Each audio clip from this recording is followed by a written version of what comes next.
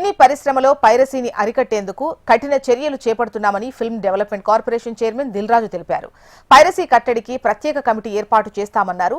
రాష్ట్ర ప్రభుత్వ ఆదేశాలతో ఇప్పటికే డిప్యూటీ సీఎంతో పలు కీలక సమావేశాలు నిర్వహించామని, సినిమా ఇండస్ట్రీ ఎదుర్కొంటున్న సమస్యల పరిష్కారానికి సమగ్ర కార్యాచరణను సిద్ధం చేస్తున్నామని తెలిపారు. అవసరమైతే నూతన నిబంధనల రూపకల్పన చేస్తామని దిల్రాజు వెల్లడించారు. FDG nodal agency, film chamber of commerce, cyber cell, police శాఖల ప్రతినిధులతో కమిటీ ఏర్పాటు చేస్తామన్నారు.